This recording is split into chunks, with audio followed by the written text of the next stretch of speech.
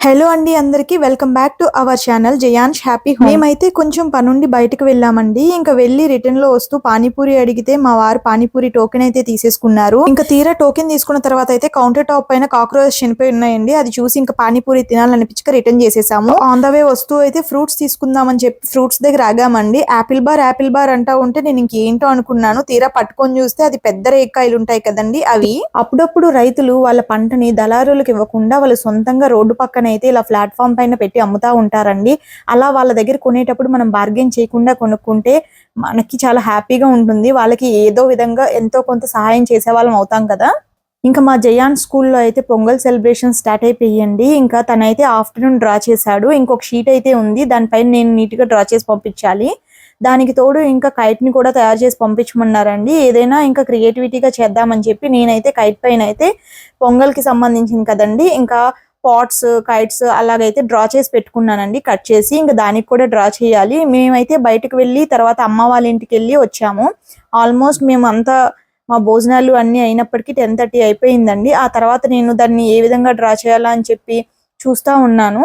ఇంకా ఈ లోపు 11 o'clock అయిపోయిందండి. ఇంకా 11 o'clock స్టార్ట్ చేశానండి. ముందుగా అయితే కైట్ పైన డ్రాయింగ్ పెన్సిల్ తో గీసుకున్నాను.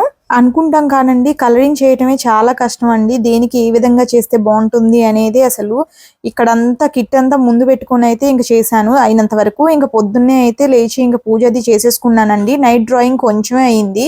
యాక్టివిటీ షీట్ వరకు అయితే డ్రాయింగ్ కంప్లీట్ అయ్యింది. ఇంకా తను మార్నింగే లేచిన తర్వాత స్కూల్కి అయితే రెడీ చేసేసానండి. స్కూల్లో బ్రేక్ టైం ఉంటుంది కదండి, బ్రేక్ టైంలోకి అయితే నేను డైలీ ఇలాగా బ్రేక్ఫాస్ట్ కొంచెం దాంతో పాటు ఇంకా ఫ్రూట్స్ అయితే పెడతానండి. ఈ రోజు అయితే కివి, బ్లూబెర్రీ, స్ట్రాబెర్రీ అయితే పెట్టాను.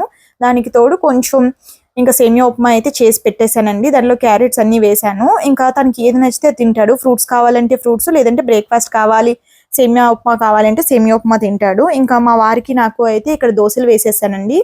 ఇంకా నెల్లూరు స్పెషల్ కారం దోశలు అయితే వేయమంటారు మా వారు. ఇంకా వారం పొడవునా అయితే దోశలు పెడితే ఇంకొక టిఫిన్ కూడా అడగరండి వాళ్ళు. మా వారికి జయాన్ష్కి కూడా వారం పొడవునా దోశలు అయితే కావాలండి. ఇంకా వేరే టిఫిన్ కూడా అడగరు దోశలు పెడితే. ఇంకా దోశ చేయని రోజు ఇంకా ఇడ్లీ ఏదైనా సేమియా ఉప్మా అలా చేసిన రోజు అయితే ఇంకా దోశ చేయలేదా అని అడుగుతారు. ఇంకా అందుకని ఎక్కువ శాతం మా ఇంట్లో దోశే ఉంటుంది టిఫిన్.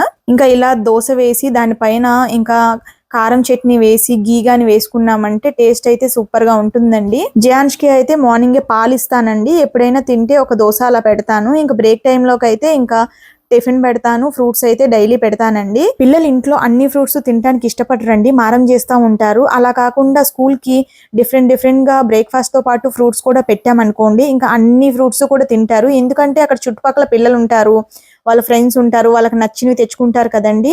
ఇంకా మా వాడైతే స్కూల్కి వెళ్ళిన తర్వాత ఇంకా వాళ్ళ ఫ్రెండ్స్ ఏమేమి తెచ్చుకుంటున్నారో అన్ని చెప్తాడు. నాకు అది కావాలి ఇది కావాలి పెట్టి అమ్మా అని చెప్పి అయితే చెప్తాడు.